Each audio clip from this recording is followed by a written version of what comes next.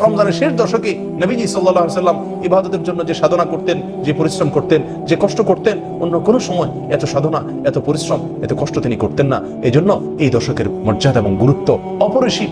একজন মুমিনের জন্য রমজানের শেষ দশকের আমল এবং করণীয় গুলো কি? প্রিয় বন্ধুগণ, নবী সাল্লাল্লাহু আলাইহি ওয়াসাল্লামের আমলের আলোকে, তার আদর্শের আলোকে আমরা 5টি আমল খুঁজে পাই এই দশকে। প্রথম নম্বর আমল হলো সারা রাত জেগে ইবাদত বন্দেগী করা, সারা রাত জেগে থাকা, জেগে যতটুকু সম্ভব ইবাদত বন্দেগী করা, বিছানায় পিঠ না লাগানো। এই 10টি রাত, শেষ দশকের এই রাতগুলোকে আল্লাহর জন্য বরাদ্দ করে রাখা। এই 10টি রাতকে আমার মুক্তির জন্য, নাজাতের আশায়, আমার জান্নাত লাভের আশায়, আল্লাহ সুবহানাহু ওয়া তাআলার রহমতকে নিজের করে নেওয়ার আশায়, আল্লাহ সুবহানাহু ওয়া তাআলার কাছ থেকে মাগফিরাত লাভের আশায় এই দশকে সম্পূর্ণভাবে নির্ঘুম রাত কাটানো, এই দশকে আরামের ঘুমকে হারাম করে দেওয়া, এই দশকে বিছানা পেট না দেওয়া। আমাদের আয়েশা রাদিয়াল্লাহু তাআলা আনহা বলেন, কানা নবী সাল্লাল্লাহু আলাইহি ওয়াসাল্লাম ইযা দাখালাল আশর আহইয়া লাইলাহ। রমজানের শেষ দশক যখন শুরু হতো, নবী সাল্লাল্লাহু আলাইহি ওয়াসাল্লাম সারা রাত জেগে ইবাদতবন্দি করতেন, একটুও ঘুমাতেন না। ওয়া আইকাদা আহলাহ। এবং 2 নম্বর আমল হলো এই দশকের পরিবারের লোকদেরকে ঘুম থেকে ডেকে তুলে দেওয়া ইবাদতবন্দি করার জন্য। নবী সাল্লাল্লাহু আলাইহি ওয়াসাল্লাম নফল আমলের জন্য, নফল ইবাদতের জন্য কখনো পরিবারের লোকদেরকে ঘুম থেকে ডেকে তুলতেন না। কিন্তু রমজানের শেষ দশকের এত বেশি ফজিলত, এত বেশি মর্যাদা, আল্লাহ সুবহানাহু ওয়া তাআলার অনুগ্রহের বাড়িধারা এত বেশি বর্ষণ হতে থাকে যে তিনি আর সহ্য করতে পারতেন না যে আমার পরিবারের লোকেরা ঘুমিয়ে থাকবে এই দশকে, তাদেরকে ডেকে তুলে দিতেন। অতএব এই শেষ দশকে পরিবারের লোকদেরকে, আশপাশের লোকদেরকে, নিজস্ব লোকজনকে ঘুম থেকে ডেকে তুলে দেওয়া, এটা হলো এই দশকের দ্বিতীয় আমল। 3 নম্বর আমল হলো এই দশকে কোমর বেঁধে নেওয়া। আমাদের আয়েশা বর্ণিত সে হাদিসে আসছে, ওয়াশাদ্দা মিযরাহু, নবী সাল্লাল্লাহু আলাইহি ওয়াসাল্লাম শেষ দশক আসলে রমজান করিমের তিনি কোমর বেঁধে নিতেন। কোমর বেঁধে নেওয়া বলতে কি বোঝানো হয়েছে এখানে? কেউ কেউ বলেছেন এর অর্থ বেশি থেকে বেশি ইবাদত বন্দেগীর জন্য চেষ্টা করা, সাধনা করা।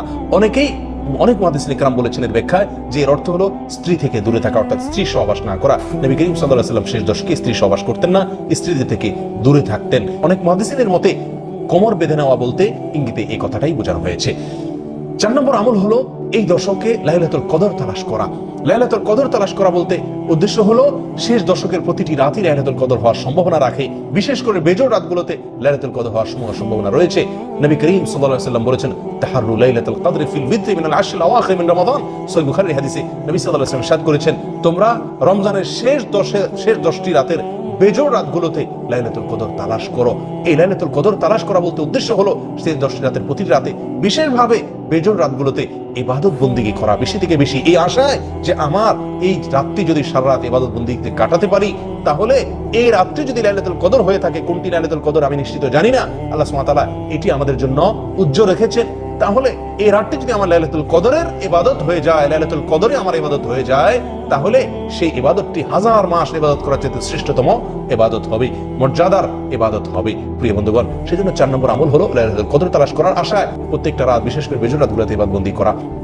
নাম্বার 5 আমল হলো ইতিকাফ করা। রমজানের শেষ দশকে দুনিয়ার সমস্ত কিছু থেকে বিচ্ছিন্ন হয়ে, সব কিছু ত্যাগ করে মসজিদে এসে, আল্লাহর দরবারে এসে একান্তে নিজে ইবাদত বন্দেগী করতে থাকা, এটি নবী সাল্লাল্লাহু আলাইহি ওয়াসাল্লামের আজীবনের আমল ছিল। বুখারীর হাদিসে আসছে, আম্মা জান আয়েশা রাদিয়াল্লাহু তাআলা আনহা বলেন, কারণ নবী সাল্লাল্লাহু আলাইহি ওয়াসাল্লাম ইয়াতাকিফু আল আশরুল আওয়াখির মিন রমাদান হাত্তা তাওয়াফাহু আল্লাহ। নবী সাল্লাল্লাহু আলাইহি ওয়াসাল্লাম রমজানের শেষ দশক আসলে মসজিদে ইতিকাফ করতেন। সারা জীবন, মৃত্যু পর্যন্ত তিনি আমলটি করে গিয়েছেন। 1টি বছরও তিনি এই আমলটি ছাড়েননি তার জীবদ্দশায়, রমজানের রোজা ফরজ হওয়ার পর থেকে। প্রিয় বন্ধুগণ, যে আমলটি নবী করিম সাল্লাল্লাহু আলাইহি ওয়াসাল্লামের জীবনে একবারও ছুটেনি, কোনো বছরও ছুটেনি, আমরা আজ মুসলিম সমাজের বেশিরভাগ লোক, আমাদের অবস্থা হলো সে আমলটি আমাদের জীবনে হয়তো একবারও হয়নি। কত জঘন্য বৈপরীত্য নবী সাল্লাল্লাহু আলাইহি ওয়াসাল্লামের আমলের সঙ্গে।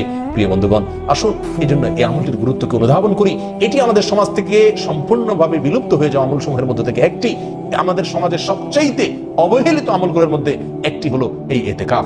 এটিকে পুনর্জীবিত করার চেষ্টা করি, এই ইতিকাফকে প্রতিষ্ঠিত করার চেষ্টা করি। জীবনের 10টা দিন আল্লাহর ঘরে এসে বসে পড়ি এবং আল্লাহর করুণা তালাশ করার চেষ্টা করি। আল্লাহ তাআলা আমাদের সকলকে তৌফিক দান করুন। আবারও বলছি, এই শেষ দশকের 1 নম্বর আমল হলো সারা রাত জেগে থাকা ইবাদত বন্দেগীর আশায়। নাম্বার 2, পরিবারের লোকদেরকে ঘুম থেকে ডেকে তোলা। নাম্বার 3, কোমর বেঁধে নেওয়া, ইবাদতের জন্য অতিরিক্ত সাধনা করা অথবা স্ত্রী সহবাস থেকে দূরে থাকা। নাম্বার 4, লাইলাতুল কদর তালাশ করা, অর্থাৎ শেষ দশকের প্রতিটি রাত ইবাদত বন্দেগী করা এই আশায় যে রাতটি লাইলাতুল কদর হতে পারে, এবং লাইলাতুল কদর হওয়ার আশায় বেশি বেশি ইবাদত করা। আর যদি লাইলাতুল কদর বলে মনে হয় সেই রাতটিকে, তাহলে আল্লাহুম্মা ইন্নাকা আফুউন কারীম তুহিব্বুল আফওয়া ফাআফু আন্না, আল্লাহুম্মা ইন্নাকা আফুউন কারীম, তুহিব্বুল আফওয়া ফাফু আন্না, এই দোয়াটি পাঠ করা, যেটি নবী সাল্লাল্লাহু আলাইহি ওয়াসাল্লাম আমাদের আশাকে শিক্ষা দিয়েছেন। 5 নম্বর আমল হলো শেষ দশক উপলক্ষে ইতিকাফ করা। যাদের বিন্দু মাত্র সুযোগ আছে ইতিকাফ করার, তাদের প্রত্যেকেরই চেষ্টা করা উচিত ইতিকাফ করার। প্রিয় বন্ধুগণ, শেষ দশক যেখানে সারা বছরে ইবাদতের জন্য সবচেয়ে শ্রেষ্ঠ সময়, এই দশক আমরা সবচেয়ে বেশি অবহেলায় কাটিয়ে থাকি। রমজানের প্রথম এবং দ্বিতীয় দশকে যতটুকু ইবাদত করতে পারি আমরা বা করি, তৃতীয় দশক আসলে আমরা তার চাইতে অনেক অনেক গুণ বেশি অবহেলা করি। মার্কেটিং এর নামে, ঈদের প্রস্তুতির নামে শেষ দশককে আমরা ধ্বংস করে ফেলি। আসুন আমরা ইবাদতের এই গুরুত্বপূর্ণ মোক্ষম মুহূর্ত সিজনটার গুরুত্বকে অনুধাবন করি, আমাদের জীবনের সিস্টেমকে পরিবর্তন করি, নিজেকে বদলাই, শেষ দশককে আল্লাহর জন্য বরাদ্দ করে রাখি, ইবাদতের জন্য বরাদ্দ করে রাখি। অনেকে শেষ দশকে শুধু 27তম রাতটি ইবাদতের জন্য নির্ধারিত করে রাখেন। এটি একটি ভুল প্রবণতা।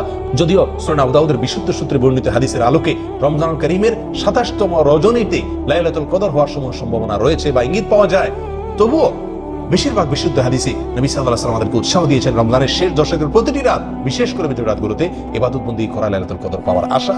বিধায় শুধুমাত্র লাইলাতুল কদরের আশায় 27তম রজনীতে ইবাদত বন্দি করে আর বাকি রাতগুলোকে অবহেলায়, অলসতায় বা অন্যান্য দুনিয়াবী কাজে মগ্ন থেকে, ডুবে থেকে কাটানো, এটা একজন মুমিনের জন্য আদর্শ হতে পারে না। শেষ দশকের সবচেয়ে গুরুত্বপূর্ণ লক্ষণীয় বিষয় হলো ইতিকাফের বিলুপ্ত আমলটিকে জীবিত করার চেষ্টা করা।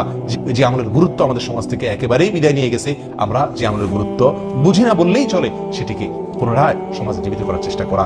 সর্বশেষ যে বিষয়টি বলবো সেটি হলো, অনেকেই মনে করেন রমজানের শেষ দশকে ওমরা করার বিশেষ ফজিলত রয়েছে। কোনো হাদিস দ্বারা রমজানের শেষ দশকে ওমরা করার স্পেশাল কোনো ফজিলত নাই। গোটা রমজান মাসে ওমরার বিষয়ে নবী সাল্লাল্লাহু আলাইহি ওয়াসাল্লাম বলেছেন, উমরাতুন ফি রমাদান তা'দিলু হাজ্জাতান মাই, আমার সঙ্গে হজ করার সমতুল্য সওয়াব হলো রমজানে ওমরা করা। কিন্তু এখানে শেষ দশকে ওমরা করলে বিশেষ কোনো মর্যাদা আছে এরকম কিছু না, বরং শেষ দশকে একান্তে আল্লাহর জন্য ইবাদতবন্দিতে কাটানো উচিত। যদি কেউ মসজিদুল হারামে অথবা মদিনা মসজিদে নববীতে গিয়ে এই দশকে ইবাদতবন্দি করতে পারে, ইতিকাফ করতে পারে, সেটা সবচেয়ে ভালো সময়, সোহাগা। কিন্তু শুধুমাত্র ওমরার নামে বিশেষ করে সৌদি প্রবাসী ভাইদেরকে দেখা যায় যে অনেকেই এই দশকে ওমরার জন্য ভিড় করেন, সবচেয়ে বেশি ভিড় করে থাকেন এই দশকে আসতে এবং যাইতে। এই দশকের 2টি রাত প্রায় তারা নষ্ট করে ফেলেন, ইবাদতবন্দি করতে পারেন না।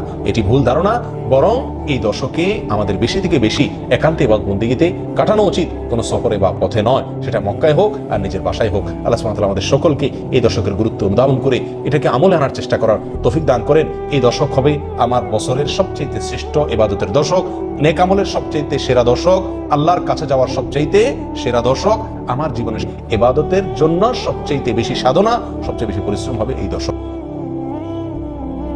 আল্লাহ তাআলা আমাদের সকলকে তৌফিক দান করুন।